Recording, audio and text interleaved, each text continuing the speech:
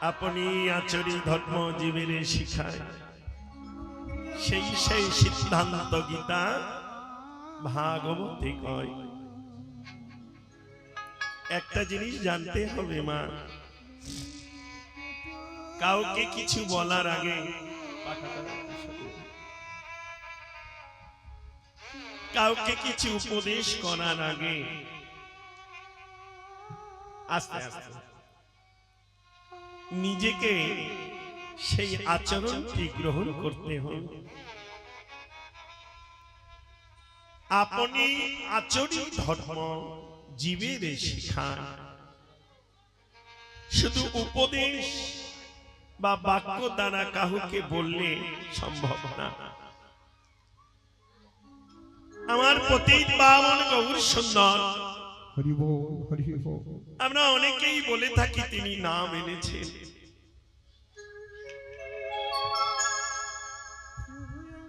শাস্ত্রে বলল না গো,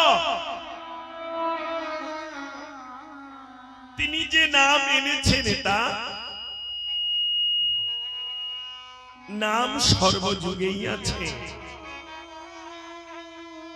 সত্য যুগে সত্যই ছিলেন ধ্যায়তে বিষ্ণু, তেতায় মুখত যজৌ দাপর পরিচর্যং কলৌ হরি নাম সংকীর্তন। অর্থাৎ সত্য যুগে জীব নাম করে তার চরণ সান্নিধ্যে চলে যেতেন, ধ্যান করে সত্যে ধ্যায়তে বিষ্ণু। কিন্তু এই সত্য যুগেই পাওয়া গেছে নাম করেও ভগবানকে নামিয়ে আনা যায়, নাম করেও ভক্ত তার ভক্তি রসে ভগবানকে মানতে পারে।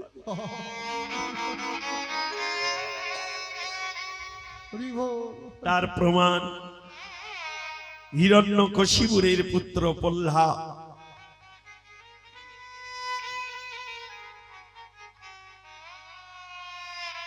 ত্রেতা যুগে যাগ যজ্ঞ করে ভগবানের চরণ সান্নিধ্যে যাওয়া যেত। ওই জন্য বড় বড় যজ্ঞ আছে ত্রেতা যুগে। স্বয়ং ভগবান রামচন্দ্র তিনি অশ্বমেধ যজ্ঞ করেছিলেন। কিন্তু ত্রেতা যুগেও পাওয়া গেছে নামের অনেক কৃপা আছে মা, যে নামের গুণে শিলা জলে ভেসেছিল, যে নামের গুণে ভক্ত হনুমান গন্ধমাদন পর্বতকে তিনি নিয়ে এসেছিলেন। নামের কৃপা সর্বযুগে আছে।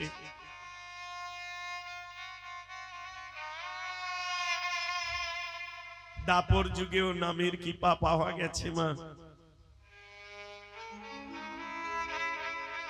দাপর যুগে ভগবানের চরণ সান্নিধ্যে যেতে গেলে পূজা অর্চনা করতে হতো। দাপর পরিচর্যং, পূজা অর্চনা করে ভগবানের চরণ সান্নিধ্যে যেতে হয়। যখন রুক্মিণী আর সত্যভামার মধ্যে দ্বন্দ্ব বেঁধে গেল, এ বলল গোবিন্দ বা কৃষ্ণ আমার, ও বলল কৃষ্ণ আমার।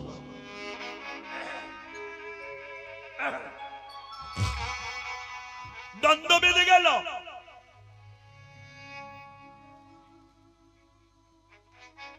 দেবর্ষি নারদ ঠিক করলেন কৃষ্ণ কার, কিভাবে ধার্য হবে, ঠিক হবে। বলল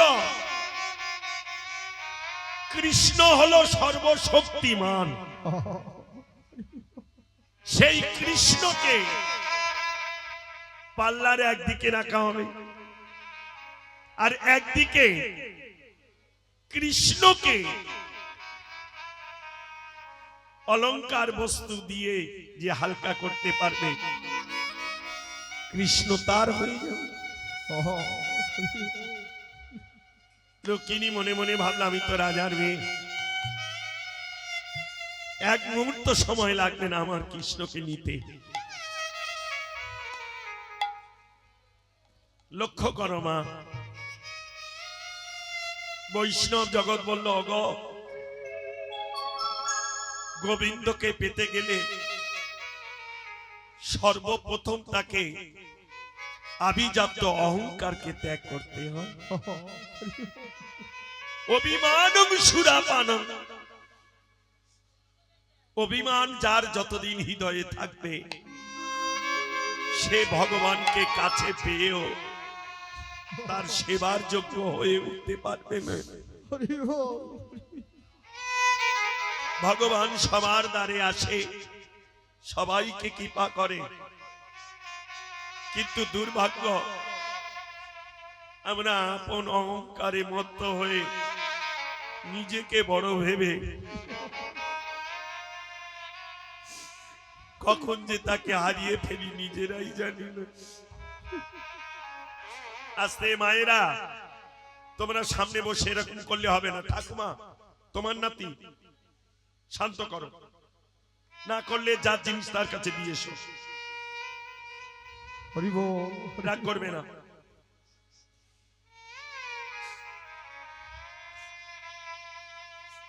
একে আমার প্রচন্ড জ্বর মা, তারপরেও কাশি। আমি কমিটির বাবাদের কাছে বলেছিলাম বাবা আমার খুব শরীর, বাবারা বললো এসো, কারণ আমরাও তো ভক্তের চরণে ভিক্ষা করেছি, কথা দিয়েছি। আর দেখো মা, দেহে বা প্রকৃতির উপরে তো কারো হাত নেই। যাক জয় রাধে, যতটুকু সময় পারি আমি ওষুধ খেয়েই আসলে দাঁড়িয়েছি, কতক্ষণ থাকতে পারবো জানি না। অপরাধ নিঃসমা, এবার তার মধ্যে তোরা যদি আমায় একটু সহযোগিতা না করিস তাহলে আমি বা কতক্ষণ মা। একটা বদনে এতগুলো বদনকে চুপ করিয়ে রাখা আমার পক্ষে সম্ভব না।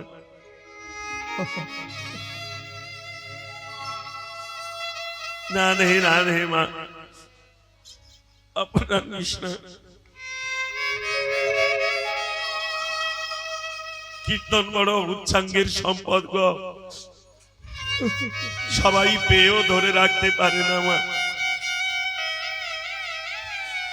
হরে কৃষ্ণ হরি বল। এই দেখ মা, এক পাগল সে পরশমণির সন্ধানে বেরিয়েছে রে, ভালো করে মিলিয়ে নে। পরশমণি কাকে বলে? যে মণিটাকে স্পর্শ করলে লোহাও সোনা হয়ে যায়। ও চিন্তা করলো আমি কিছুটা লোহার কাঠি বা গোল গোল চাকা গলার মধ্যে ঝুলিয়ে রাখবো, যেখানে যত পাথর পাবো তুলে তুলে স্পর্শ করব। আর যে পাথরটাতে স্পর্শ পাওয়ার সঙ্গে সঙ্গে আমার এই লোহার এইটা সোনা হয়ে যাবে, আমি বুঝতে পারবো এটাই পরশমণি, তাই না? এবার পাগল যাচ্ছে, পথে যা পায় তুলে নিয়ে স্পর্শ করে আর ফেলে দেয়। এমনি করে বেশ কিছু দিন, কিছু মাস, কিছু বছর চলে যেতে যেতে এক যুগ চলে গেল। 12টা বছর পর সে একদিন দেখলো তার লোহার শ্রীগলটা বা গলায় যে মালাটি ছিল সেটি সোনার হয়ে গেছে। কিন্তু দুর্ভাগ্য কি জানো, কখন যে সে পরশমণি পেয়েছে আর কখন পরশ করেছে আর কখন যে তাকে ফেলে দিয়েছে তা সে নিজেও জানে না। ঠিক তেমনি মা, আমাদের জীবনে গোবিন্দ কখন আসে, কখন যে কৃপা করে, আবার কখনই চলে যায়।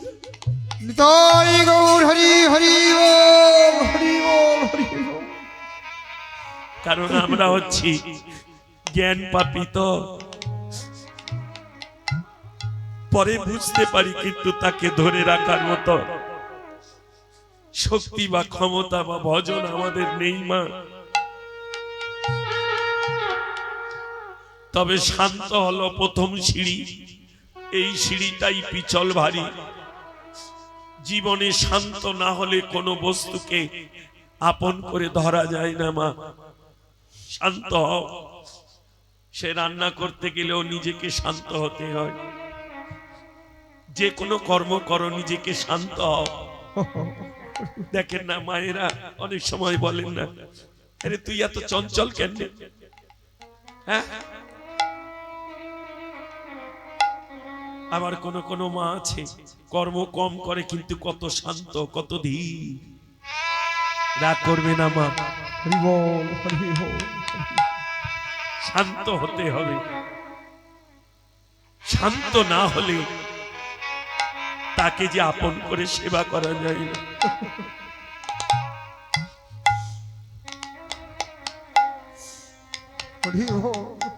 রুক্মিণী অহংকার করে বসলে, মনে মনে চিন্তা করলো আমি পিতৃ আলয় থেকে ধন সম্পত্তি এনে একদিকে কৃষ্ণকে রেখে আর একদিকে আমি চাপাতে থাকবো। পারলা তো? একদিকে কৃষ্ণ আর একদিকে অলংকার। বাহ্যিক জগতে দেখছে অলংকার, কিন্তু আধ্যাত্মিক জগতে হলো অহংকার। দেখবে মা, এখানেই বিচার করে দেখো না, যার গলায় সোনার হার আছে সে কাপড়ের উপরে কিংবা কাপড়টা সরিয়ে হারটা লোককে দেখাতে থাকে, আর যার গলায় তুলসীর মালা আছে সে বসন দিয়ে ঢেকে। কারণ তুলসী নিত্য কৃষ্ণ প্রিয়, তাই তাকে হৃদয়ের মধ্যেই ধরে রেখেছে। ওটা অলংকার নয়, অহংকার। মিলিয়ে নেমা জীবনং কৃষ্ণ ভজনং যস্য, জীবনের সঙ্গে মিলিয়ে নেওয়ার নাম কীর্তন। কীর্তন অন্য কিছু নয় রে, কীর্তন হলো ভগবানের সেবা। এই যে তোমরা মালসা ভোগ দিয়েছ, এত কিছু, কিন্তু তবুও বসে বসে গাইতে হয়েছে ভজ পতিত উদ্ধারণ শ্রী গৌর হরি। তুমি যদি সতী পতিত হবে, সত্যি কাঙাল দিনহীন হবে, তাহলে এত কিছু আয়োজন করলে কি করে?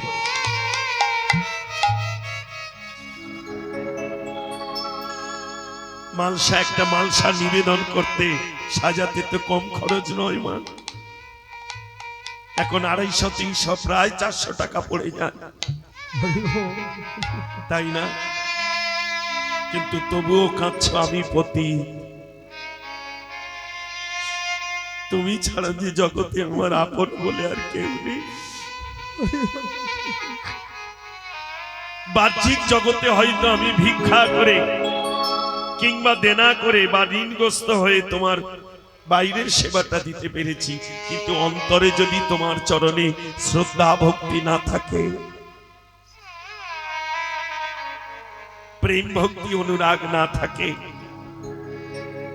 জানবে মা সেবাটা বহিরঙ্গ হলো কিন্তু অন্তরঙ্গ হলো না।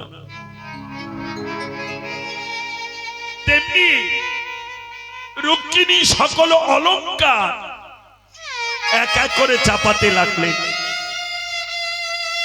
কৃষ্ণ মনে মনে ভাবছেন, রুক্মিণী তুমি আমাকে পেয়েছ কিন্তু আপন করে নিতে পারো না। তুমি আমাকে পেয়েছ কিন্তু আপন করে, কারণ আমার এক নাম যে দর্পহারী মধুসূদন। তোমার পিতৃ আলয়ে ধন ঐশ্বর্য আছে বলে তুমি অহংকারে মেতে গিয়ে ভাবলে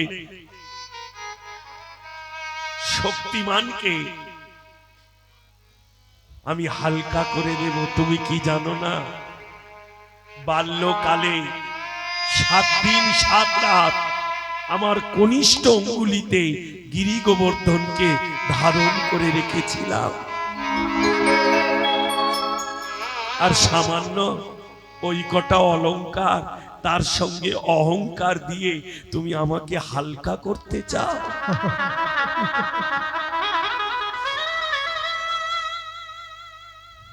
যতই রুক্মিণী চাপায়, পাল্লার একদিকে যত চাপাচ্ছে তত কৃষ্ণ ভার হচ্ছে। ভারটা কিসে? অহংকারে, অলংকারের নয়। এদিকে যত রুক্মিণী চাপাচ্ছে অহংকারে তত কৃষ্ণ ভার হয়, যত চাপায় অলংকার তত কৃষ্ণ ভার হয় অহংকার। অবশেষে রুক্মিণী পারল না। দেবর্ষি নারদ বলল, তুমি তো অনেক চেষ্টা করলে, আরো তো মহিষীগণ আছে, এবার তুমি সরে যাও। সত্যভামা তুমি এসো।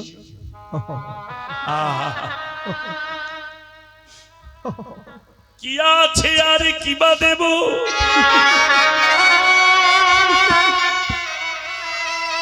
পূর্ণ ব্রহ্ম সনাতন নিত্য নিরঞ্জন, পূর্ণ ব্রহ্ম সনাতন নিত্য নিরঞ্জন। যার চরণে গঙ্গার উদ্ভব, তাকে কি আমি ভার কমাতে পারি? তরে ভারে কমাতে পারি। তবে শুনেছি গুরুজনার মুখে, শুনেছি আমি গুরুজনার মুখে, তুমি সকল ভার ত্যাগ করে হালকা হও তার কাছে। যে জনে মন তুলসী নয়ন জলে তোমার চরণে নিবেদন করেছে, তোমার চরণে নিবেদন করেছে। তাই প্রভু কই আমার বলতে তো কিছু নাই, আমার বলিতে তো কিছু নয়। আমার নয়ন জলে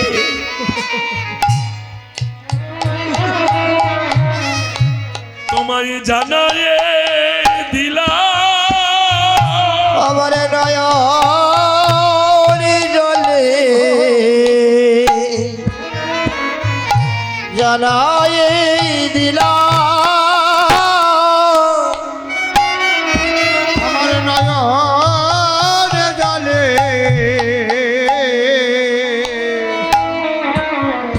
আমি জানাই দিলাম। পরে আমার দেওয়া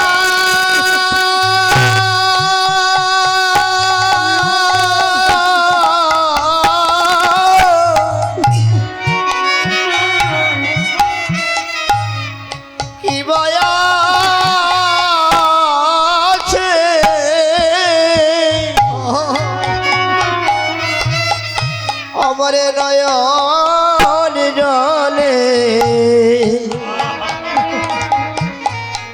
এই জনই দিলাম। রেখো তোমার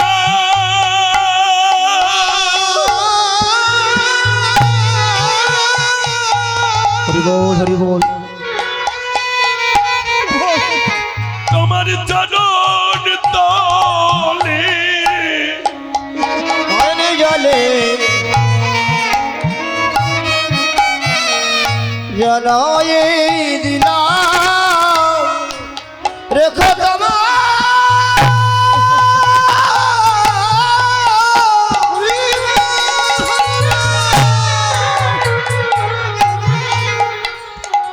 রেখো তো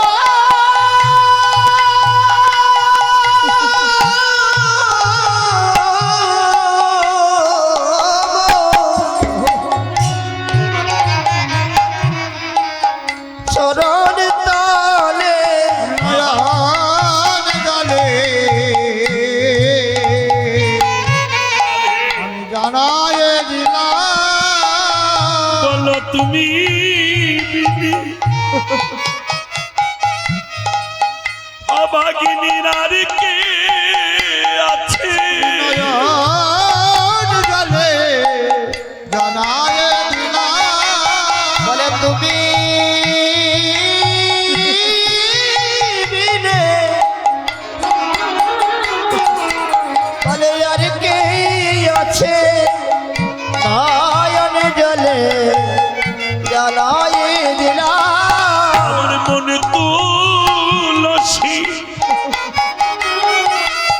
কৃষ্ণ নাম লিখে নয়ন জলে জানায় দিলাম আমার মনে তুলসী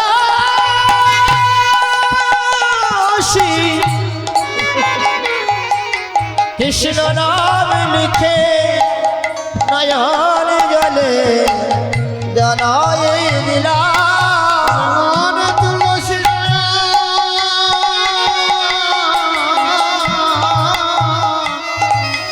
কৃষ্ণ নাম